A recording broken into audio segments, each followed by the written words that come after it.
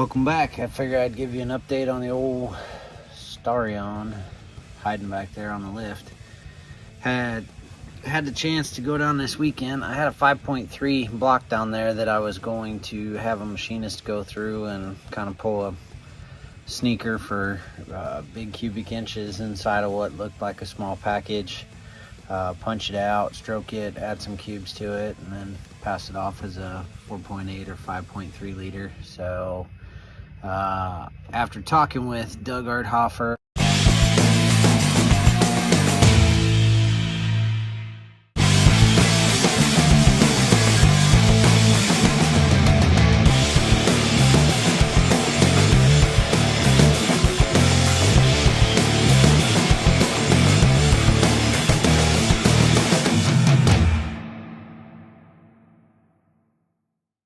and this engine builder for a good 4 hours, probably down in Texas, picking his brain, and he went over more information than I can fathom in just a few hours. Bore stroke ratio, rod ratio, volumetric efficiencies, camshaft specs, valve lift, piston speeds, you name it, all kinds of stuff. I picked up the 5.3. It's a bare block and brought it back, and I said I'm going to go away from that LS block idea. I'm pulling a sneaky little 5.3. There wasn't going to be a 5.3.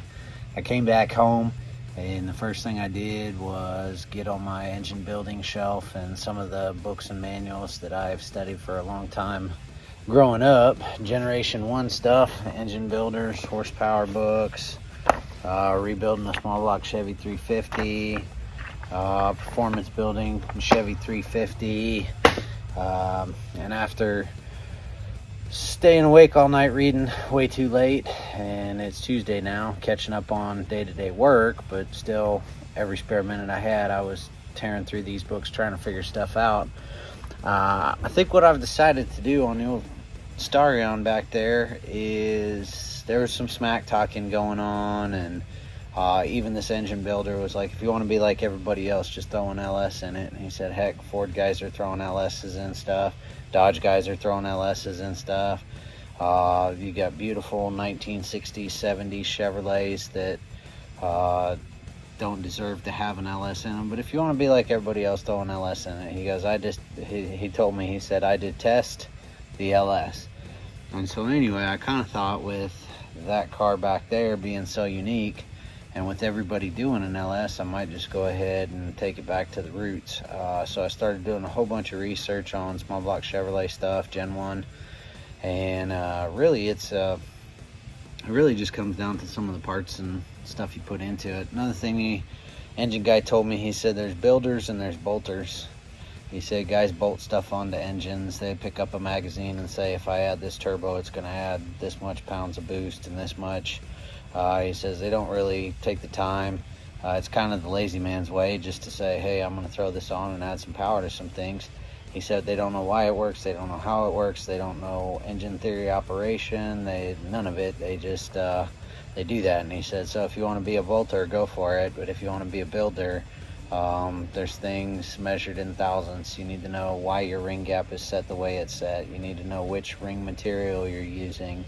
You need to know the thickness of your rings, the ring tension, end gap, things like that. He said that's the difference between a builder and a bolter. So I love building things, and like I said, working with Doug in the shop years ago, you know, measuring things down to the thousandth of an inch, and that's really where I kind of was like, you know, I really want to be able to say I built this down to the thousandth of an inch. So we're going with a Gen 1 small block Chevrolet. The old small block's been a power horse for millions of castings and hundreds of millions of miles on the road. It's reliable. I have stuff laying around all over the place for it, and I'd like to say, you know, to all the techies and the late model turbocharged crews, and I got 2 liters that makes this many horsepower, and that's great. I'm just going to do it with some good old school stuff. So in digging through some of these books, you know, here's another part of it too. He was talking to me He said, you know, you can make just as much power with the carburetor. Nick's Garage, he's got a YouTube channel. He did a side-by-side dyno comparison build where he took one of his highly tuned carburetors and put it against fuel injection. I think both engines were within less than 2 horsepower of each other when it was all said and done. And the nice thing is, I don't have to go to a tuner to mess with that. You know, the flathead screwdriver. Over here, where's she at? Adjusting some of these. Look, flathead screwdriver.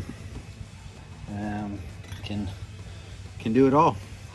Don't have to go to a tuner.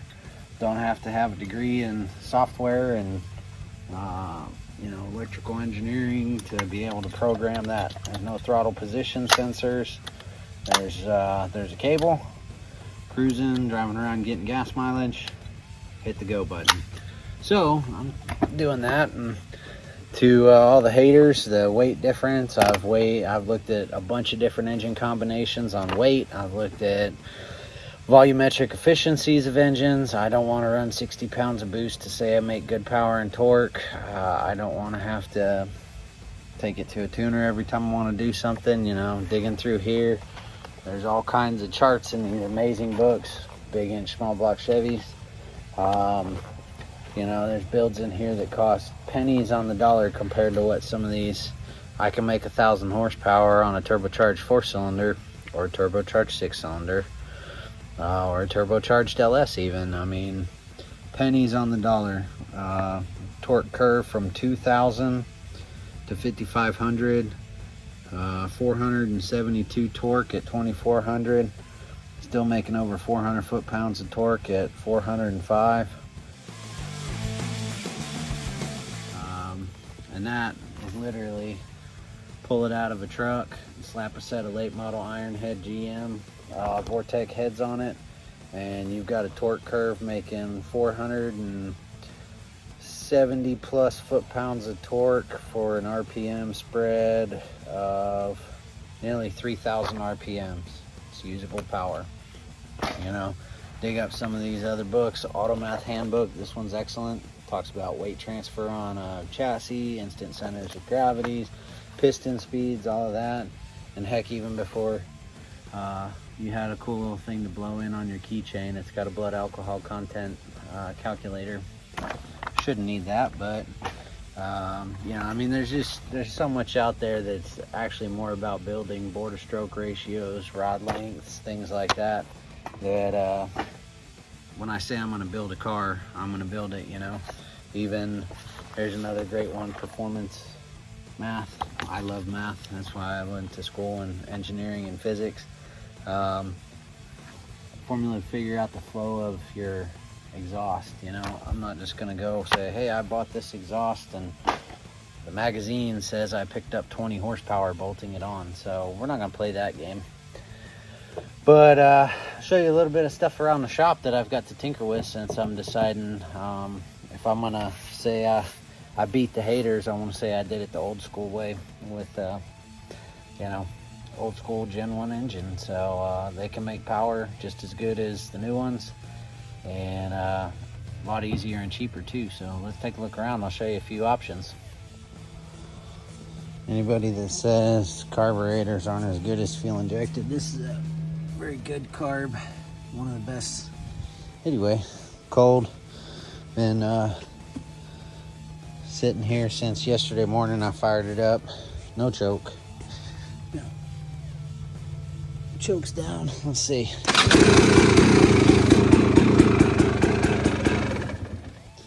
Yeah, carbs can be tuned good. It's easy to see Chevy stuff. Let's come over here and see. There she is. As far as why I thought about more about going away from LS, I have an LS in the car. 3,000 pound car, LS6, she scoots. Lifter block Chevy. Lifter block Chevy 454. I will not be putting that heavy pig in there. Here's a Had a couple turbos on it. The power. Made over 900 horsepower with snails on it.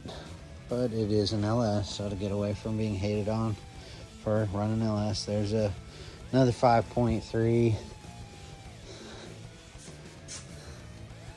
There's another 350. So some massive 350 CNC ported heads. So a different car, different approach. When I show up at you built your car and you just went straight LS, that won't be the story. And I'm still gonna take your money and I'm still gonna beat you in that car. So bring it.